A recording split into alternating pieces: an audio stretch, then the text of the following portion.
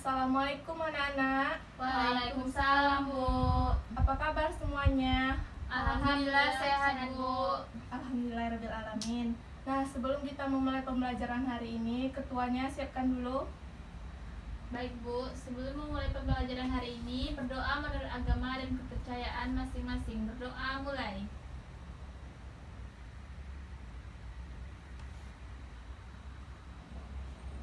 Berdoa selesai, beri salam. Assalamualaikum warahmatullahi wabarakatuh. Waalaikumsalam warahmatullahi wabarakatuh. Apakah ada yang tidak hadir hari ini? Nihil, Bu. Hadir semua.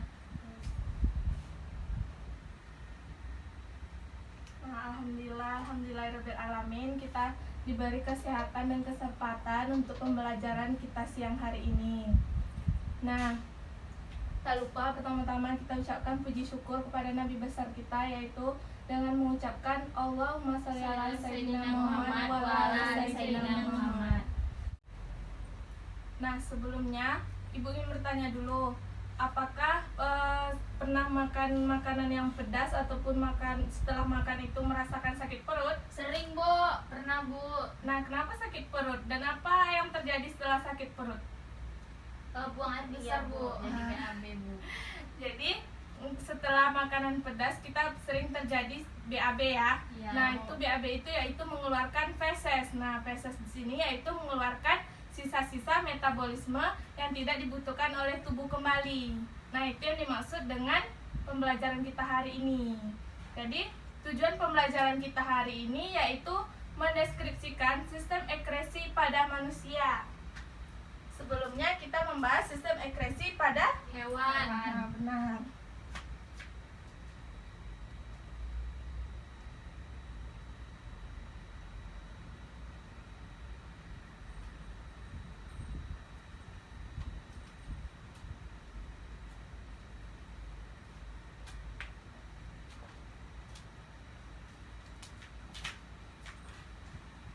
Jadi pembelajaran kita yaitu tentang sistem ekskresi pada Manusia. Nah, benar. Jadi sistem ekskresi tadi apa? Pengeluaran zat sisa, Bu. Jadi sistem ekskresi yaitu pengeluaran zat sisa metabolisme yang tidak dipakai oleh tubuh dan berbahaya jika disimpan dalam tubuh. Nah, pada sistem ekskresi pada manusia ini, proses pengeluaran zat sisanya yaitu dibagi menjadi 3, yaitu yang pertama ada defeksi, ada ekskresi, dan ada sekresi. Nah, ada yang tahu apa itu ya dari 3 Ibu sebutkan? Enggak ingat, Bu. Ekskresi, Bu. Pengeluaran zat sisa. Nah, benar. Anissa, ada yang tahu? Nah, di sini yang pertama yaitu defeksi. Defeksi ini proses pengeluaran zat sisa hasil pencernaan makanan yang tidak digunakan lagi tubuh melalui feses yang Ibu tanyakan dari awal tadi. Setelah makan pedas ataupun setelah makan, kita sering terjadi pembuangan Zat sisa. Nah, benar. Jadi itu yang dimaksud dengan Defeksi. Nah, benar. Jadi selanjutnya yaitu ekskresi. Nah, ekskresi di sini yaitu proses pengeluaran zat hasil metabolisme sel yang tidak digunakan lagi oleh tubuh dan akan dikeluarkan bersama urin, keringat, atau uap hasil pernafasan. Nah, itu yang dimaksud dengan ekskresi. Kalau defekasi tadi mengeluarkan zat sisanya melalui feses. Kalau ekskresi ini melalui urin, keringat, atau uap hasil pernafasan. Bisa dimengerti? Bisa, Bu. Dari 2 tersebut. Nah, selanjutnya yang ketiga ada sekresi. Nah, sekresi ini proses pengeluaran zat oleh kelenjar dan akan digunakan oleh tubuh. Nah, di sini ada 2 kelenjarnya, yaitu sebagai hormon dan sebagai enzim. Jadi sekresi ini proses pengeluaran zatnya melalui kelenjar. Jadi 3 tersebut sangat berbeda ya. Ya, Bu. Defekasi tadi mengeluarkan melalui Feses. benar. Ekskresi mengeluarkan bersama Keringat. keringat, urin, dan uap hasil pernapasan. Nah, Ya. benar. Yang terakhir yaitu sekresi, pengeluaran zat sisa melalui kelenjar. Nah, benar sekali. Itu ada 3 ya proses pengeluaran zat sisa pada manusia. Nah, selanjutnya proses sistem ekskresi pada manusia ini yang pertama ada hati. Nah, di sini ada gambar hati. Bisa dilihat? Bisa, Bu. Nah, hati ini merupakan kelenjar terbesar di dalam rongga perut, bagian sebelah kanan, tepatnya di atas lambung dan di bawah diafragma. Nah, hati ini berfungsi untuk mengekspresikan getah empedu, zat sisa dan perombakan sel darah merah yang telah rusak dan dihancurkan di dalam limpa. Jadi fungsi hati ini mengekspresikan getah empedu, zat sisa dari perombakan sel darah merah yang telah rusak dan dihancurkan di dalam limpa. Jadi itu fungsi hati ya. Nah, di dalam hati ini hemoglobin pada sel darah merah yang sudah rusak akan diuraikan menjadi globin, zat besi, dan senyawa hemin. Nah, di sini proses sistem ekskresi pada hati. Perhatikan ya gambarnya. Ya, Bu. Nanti tidak ada yang bilang mengerti. Nah, di sini ada sel darah merah yang tua atau rusak. Ini ya. Nah, selanjutnya dirombak menjadi sel-sel hidrosit. Nah, di sini setelah dirombak menjadi sel-sel hidrosit, nah menghasilkan hemin, zat besi, dan globin. Seperti Ibu jelaskan tadi. Nah, sel darah merah yang rusak itu akan diuraikan menjadi 3 ini. Nah, bisa dimengerti? Bisa, Bu. Nah, hati manusia ini beratnya berapa? Ada yang tahu? Tidak, Bu. Nah, beratnya yaitu 1,5 sampai 2,03 kg. Tahu? Dah bisa dimengerti dari sistem ekskresi pada hati? Bisa, Bisa, Bu. Nah, sekarang dijelaskan fungsi-fungsi dari hati ini. Yang pertama yaitu menghasilkan empedu untuk menguraikan gas amonia yang berbahaya dalam tubuh menjadi zat yang lebih aman, yaitu dinamakan dengan urea. Jadi yang urea itu yaitu untuk menguraikan zat amonia yang berbahaya di dalam tubuh menjadi zat yang lebih aman. Nah, selanjutnya menyimpan glikogen, lemak, zat besi, zat tembaga, serta vitamin A, D, dan B12. Selanjutnya, fungsi hati di sini yaitu sebagai pembawa racun. Nah, selanjutnya yaitu tempat perombakan eritrosit yang telah tua dan dapat mengeluarkan dan menetralkan substansi yang bersifat racun dan pembentukan sel darah merah pada janin. Nah, selanjutnya yaitu ada paru-paru. Sini udah ada gambar paru-paru. Ya, Bu. Ini proses sistem ekskresinya. Nah, paru-paru di sini juga merupakan organ ekskresi yang berfungsi mengeluarkan gas-gas sisa proses pernafasan yaitu gas CO2, karbon dioksida dan H2O uap air. Nah, ketika kamu bernapas melalui hidung atau mulut, terjadi proses pertukaran antara gas oksigen dan karbon dioksida. Merasakan semua kan? Merasakan, Bu. Coba rasakan pernafasannya dulu 5 menit. Terasa kan? Bu. Rasakan pernafasannya aja, nggak ditahan pernafasannya. Ya, Bu. Nah, Sudah, melalui Bu. hidung dan mulut kan? Nah, itu terjadi proses pertukaran antara gas oksigen dan karbon dioksida. Nah, paru-paru juga merupakan organ ekskresi yang berfungsi mengeluarkan gas-gas sisa proses pernafasan yaitu gas CO2 dan H2O. Nah, di sini sudah tergambar dari struktur paru-paru. Di sini terlihat ada bronkusnya. Nah, ini trakea, ini terlihat ada bronchi, ini ada alveoli, ada diafragma. Nah, di sini sudah jelas ya struktur-struktur dari paru-paru. Diperhatikan gambarnya. Nah, selanjutnya Ibu jelaskan sistem ekskresi pada paru-paru. Sini sudah jelas gambarnya ya. Sudah, Bu. Nah, pertama oksigen masuk lewat hidung menuju trakea lewat tenggorokan.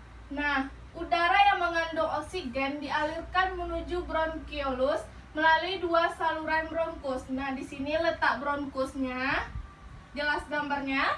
Jelas, Bu. Nah, yang ketiga, udara yang mengandung oksigen dialirkan menuju alveolus melalui bronkiolus. Nah, di sini ada bronchiolusnya. Dan yang keempat, terjadi pertukaran antara oksigen dengan karbon dioksida. Oksigen kemudian diserap oleh pembuluh darah dan dialirkan ke jantung. Nah, setelah diserap dialirkan ke jantung. Nah, yang kelima, karbon dioksida dibawa kembali ke paru-paru untuk dikeluarkan dari tubuh melalui hembusan nafas. Nah, begitulah sistem ekskresi pada paru-paru manusia ini. Sudah paham? Paham, Bu. Nah, jadi CO2 dan H2O ini dihasilkan pada proses katabolisme respirasi intraseluler yang terjadi secara aerob, memerlukan O2 di mitokondria untuk menghasilkan energi berupa ATP. Nah, pada respirasi intraseluler digunakan senyawa kompleks berupa karbohidrat, protein, atau lemak. Nah, selanjutnya melalui saluran pernafasan dibuang keluar dari tubuh. Nah, sudah paham? Sudah, Bu. Apakah ada pertanyaan? Tidak, Bu. Tidak, Bu. Selanjutnya, sistem ekskresi yaitu ada kulit. Nah, kulit adalah organ tunggal yang paling berat dalam tubuh, sekitar 16% dari berat badan total manusia. Nah, fungsi kulit ini sebagai organ sistem ekskresi adalah untuk mengeluarkan kotoran, racun, dan senyawa mineral berlebih melalui keringat. Nah, agar kita terhindar dari zat-zat yang dapat meracuni tubuh. Nah, di sini pasti sering kan yang berkeringat? Sering, Bu. Panas. Nah, ada yang keringatnya bau? Bisa, Bu. Yes, Bu. Nah, jadi harus kita jaga pola makan kita juga, perawatan kita juga agar keringat kita tidak bau. Nah, selain itu fungsi kulit di sini sebagai alat peraba mengatur suhu tubuh dan tempat cadangan makanan. Nah, keringat biasanya keluar ketika kita melakukan aktivitas seperti berolahraga atau berjemur di bawah sinar matahari. Nah, kulit ini terdiri atas dua lapisan utama, yaitu lapisan epidermis dan lapisan dermis. Ada berapa lapisan? 2, Bu. 3. Ada apa aja? Lapisan dermis dan lapisan Ada 2 apa 3? 2, Bu. Lapisan epidermis dan lapisan Dermis. Nah, benar. Di sini sudah tergambar struktur kulit manusia. Di sini ada lapisan epidermisnya dan di sini lapisan dermisnya. Nah, di sini otot pergerakan rambut. Nah, di sini kelenjar minyaknya. Nah, ini ada stratum corneumnya. Nah, ini stratum granulosum. Nah, ini stratum granulovitivum, kelenjar keringat. Nih, kelenjar keringatnya. Dan ini vena, dan ini saraf. Jelas gambarnya? Jelas, Bu. Nah, epidermis ini merupakan lapisan kulit paling luar dan sangat tipis. Nah, epidermis merupakan lapisan epitel yang berasal dari ektodem dan memiliki lapisan tanduk yang disebut keratinosit. Nah, lapisan tanduk ini sel penghasil keratin, merupakan sel-sel mati yang mudah mengelupas, tidak mengandung pembuluh darah dan serabut saraf, sehingga lapisan ini tidak dapat mengeluarkan darah saat mengelupas. Jadi epidermis ini terdiri 5 lapis sel tanduk, yaitu stratum basalis, stratum spinosum, stratum granulosum yang mengandung pigmen, dan stratum lucidum dan stratum corneum yang mati dan mengelupas. Nih di sini sudah jelas tadi lapisan-lapisan sel tanduk tersebut. Sudah jelas kan? Sudah, Bu. Nah, selanjutnya yaitu lapisan dermis. Nah, lapisan dermis ini yaitu kulit jangat. Nah, dermis merupakan lapisan kulit yang terletak di bawah lapisan epidermis. Nah, dermis ini selapis jaringan ikat yang berasal dari mesoderm. Nah, lapisan dermis lebih tebal daripada lapisan epidermis. Nah, lapisan dermis ini terdiri dari beberapa jaringan, yaitu yang pertama ada jaringan pembuluh kapiler, kelenjar keringat, kelenjar minyak, pembuluh darah, ujung-ujung saraf, dan kantong rambut. Apa saja jaringannya tadi?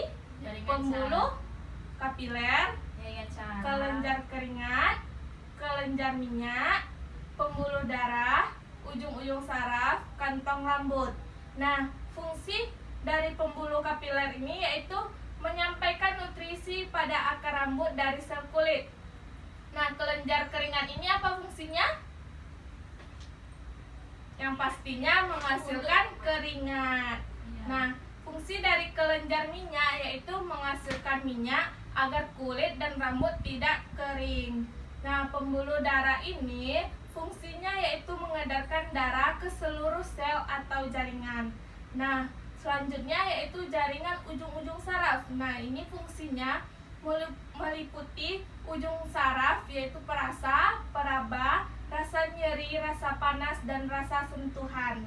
Nah, pastikan kulit kita jika ada sentuhan itu disebut dengan jaringan ujung-ujung saraf. Nah, selanjutnya yaitu ada jaringan kontak rambut. Nah, fungsinya di sini yaitu tempat akar, batang, dan kelenjar minyak rambut. Sudah paham? Paham, Bu.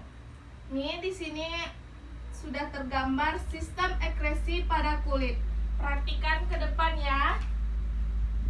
Nah, di sini yaitu ada yang pertama, ketika tubuh banyak bergerak, sel tubuh akan bekerja keras untuk menghasilkan energi. Nah, proses menghasilkan energi akan membuat suhu tubuh naik dan memberi rangsangan kepada hipotalamus. Nah, di sini hipotalamusnya sudah jelas. Nah, selanjutnya hipotalamus dan kemudian memberi rangsangan lanjutan kepada saraf simpatik yang berada di sumsum tulang belakang. Nah, ini ada saraf simpatik yang berada di sumsum tulang belakang. Nah, selanjutnya yaitu saraf simpatik ini memberikan sinyal gelombang ke seluruh kelenjar keringat tubuh bahwa suhu tubuh sedang tinggi. Nah, di sini kelenjar keringatnya. Nah, selanjutnya kelenjar keringat kemudian akan memproduksi keringat agar menurunkan suhu tubuh.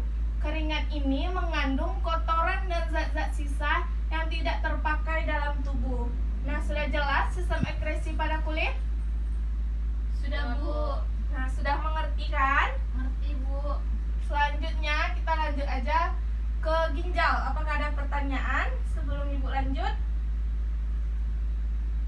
Nah, langsung aja. Nggak ada pertanyaan kan? Tidak, Bu. Nah, di sini ada ginjal.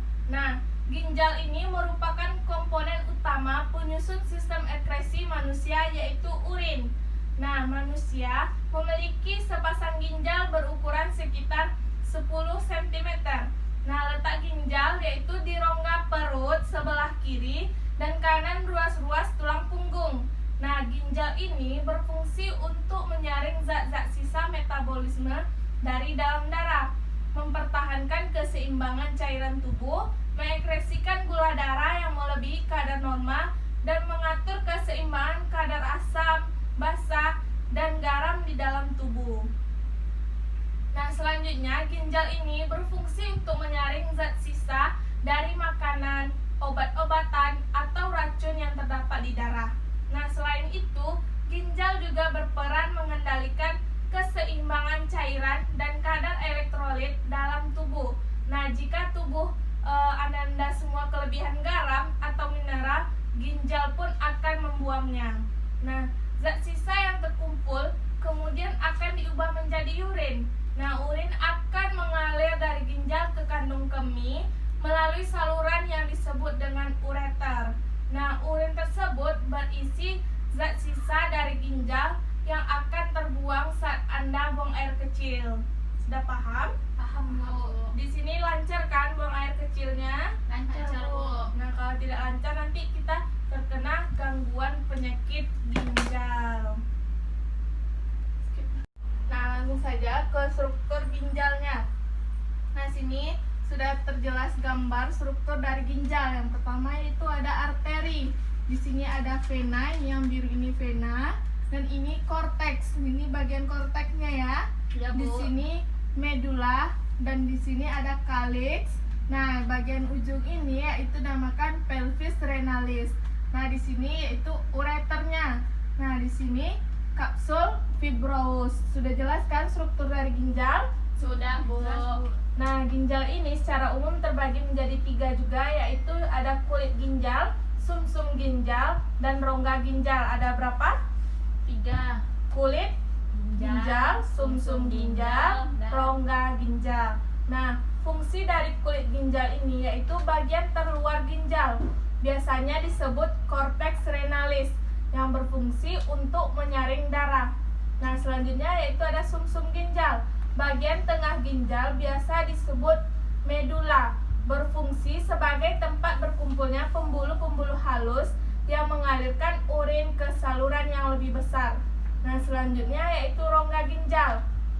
Rongga ginjal ini bagian paling dalam, biasa disebut pelvis renalis. Nah, di sini ada pelvis renalis. Nih. Ada, Bu. Nah, berfungsi untuk menampung urin sementara sebelum dikeluarkan melalui ureter. Nah, pelvis renalis ini berfungsi untuk menampung urin sementara sebelum dialurkan ke ureter. Sudah paham? Sudah, Bu. Nah, selanjutnya ada proses pembentukan urin, yaitu terbagi menjadi 3. Yang pertama ada filtrasi, reabsorpsi, augmentasi. Nah, filtrasi ini proses penyaringan sel-sel darah. Hasil dari proses filtrasi berupa urin primer yang masih mengandung air, glukosa, dan asam amino, tapi sudah tidak mengandung protein dan darah. Nah, di sini tempat proses filtrasi yaitu ada glomerulus dan kapsula Bowman. Jelas? Jelas, Bu. Nah, selanjutnya yaitu reabsorpsi. Nah, reabsorpsi ini proses penyerapan kembali zat-zat yang masih dibutuhkan oleh tubuh. Hasil dari proses reabsorpsi ini adalah urin sekunder. Nah, setelah proses filtrasi selesai, akan dilanjutkan ke proses reabsorpsi, yaitu tubulus contritus proximal. Dan selanjutnya yaitu ada augmentasi. Nah, augmentasi ini proses pengumpulan cairan dari proses sebelumnya. Nah, hasil dari proses augmentasi ini adalah urin sesungguhnya. Nah, setelah terjadi proses reabsorpsi, selanjutnya akan dilanjutkan dengan proses augmentasi, yaitu pada tubulus contritus distal. Nah, di sini pada tubulus colectivirus ini, disinilah hasil augmentasi, yaitu urin sesungguhnya. Sudah jelas? Sudah, Bu. Apa saja tadi proses pembentukan urin? Ada 3. Filtrasi, reabsorpsi, dan augmentasi. Nah, benar. Cairan hasil penyaringan tersebut pada filtrasi yaitu tersusun atas ada urobilin, urea, glukosa, air, asam amino, ion-ion seperti natrium, kalium, kalsium, dan klor.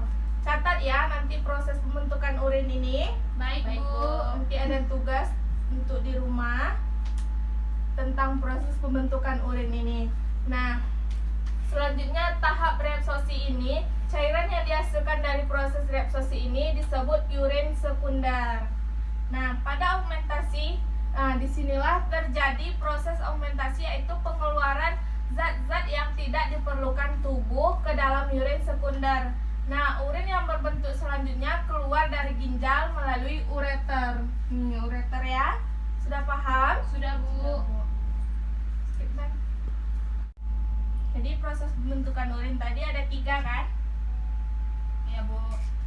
Yang pertama yaitu Filtrasi, yang kedua, reabsorpsi, benar.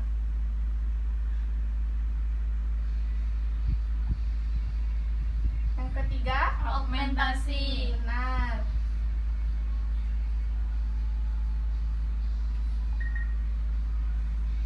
Jadi proses pembentukan urin itu ada 3, filtrasi, reabsorpsi, dan augmentasi. Nah, ini pelajari di rumah ya, nanti Ibu berikan tugas untuk di rumah. Baik, Bu. Nah, dari pembelajaran kita hari ini adakah pertanyaan yang Ibu jelaskan Saya, tadi? Bu. Silahkan Destika. Baiklah, Bu, saya ingin bertanya, mengapa paru-paru itu termasuk ke dalam sistem ekskresi, Bu? Nah, benar, bagus pertanyaannya. Nah, paru-paru di sini termasuk alat ekskresi yang seperti Ibu jelaskan tadi, sistem ekskresi pada paru-paru ya. Ya, Bu. Nah, alat ekskresi ini adalah sistem pembuangan zat-zat yang sudah tidak terguna lagi oleh tubuh. Nah, yang berbahaya, nah itu akan dikeluarkan oleh tubuh. Nah, paru-paru sendiri di sini mengeluarkan CO2 dan uap air yang merupakan zat yang berbahaya dan sudah tidak berguna lagi. Jadi paru-paru ini termasuk sistem ekskresi karena mengeluarkan CO2 dan uap air yang berbahaya. Nah, pada paru-paru ini kan kita menghirup CO2 dan uap air. Nah, jadi CO2 yang berbahaya inilah yang akan dikeluarkan melalui paru-paru dan yang tidak sudah berguna lagi. Jadi paru-paru ini juga termasuk sistem ekskresi pada manusia. Bisa dimengerti, Destika? Bisa, Bu. Terima kasih, Bu. Nah, Anissa, apakah ada pertanyaan? Tidak, Bu. Skip, Bu. Jadi kesimpulan pembelajaran kita hari ini, apakah ada yang bisa menyimpulkan? Saya coba, Bu. Silahkan. Jadi sistem ekskresi merupakan pengeluaran zat sisa yang tidak dipakai lagi oleh tubuh. Dan sistem ekskresi pada manusia ini terbagi menjadi 4, yaitu pada sistem ekskresi pada hati, paru-paru, pada kulit, dan pada ginjal.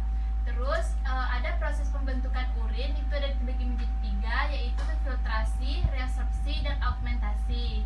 Terima kasih, Bu. Nah, benar sekali. Dari kesimpulan Destika tadi yang sudah Ibu jelaskan beberapa sistem ekskresi pada manusia. Nah, sudah dijelaskan tadi Destika kesimpulannya. Nah, Ibu ulangi kembali.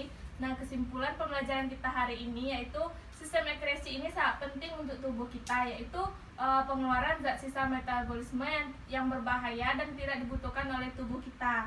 Nah, ya, pengeluaran zat sisa ini terbagi menjadi 3, yaitu ada defeksi, ekskresi, dan sekresi. Nah, pengeluaran zat sisa ini ada yang berupa feses, berupa urin, keringat, uap air pernapasan, dan ada juga pengeluaran berupa kelenjar. Nah, sudah jelas pembelajaran kita hari ini? Jelas, Sudah Bu. bisa dimengerti kan? Bisa, Bu. Nah, kita ulangan ya.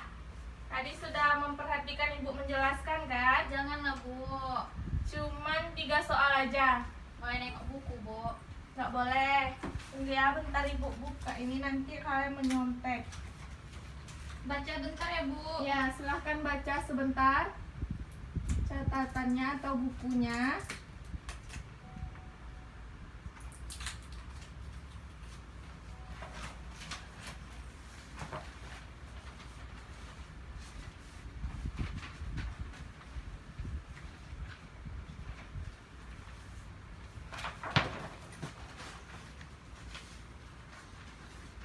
Sudah dibaca?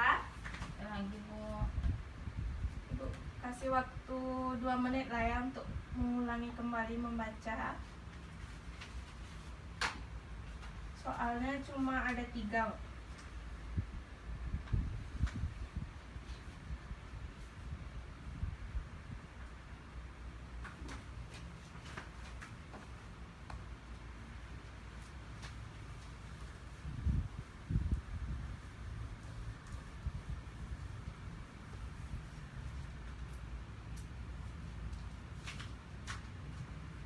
Sudah ya? Sudah, Bu. Nih soalnya Ibu berikan. Kerjakan sekarang. Ibu kasih waktu 5 menit. 3 soal itu soalnya mudah-mudah. Jangan menyontek ya. Baik, Bu. Kerjakan masing-masing. Nanti siapa nilai yang bagus Ibu kasih reward. Baik, Bu. Kerjakan sungguh-sungguh.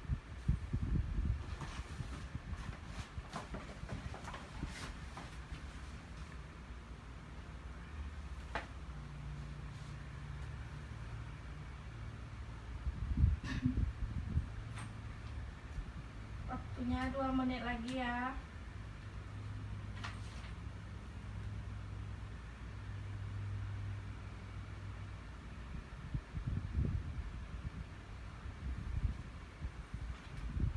Sudah siap? Belum, Bu. Bentar lagi, Bu.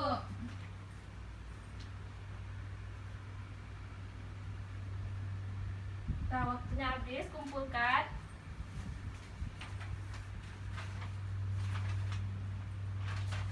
Ibu nilai dulu ya. Baik, Siapa nilai yang bagus?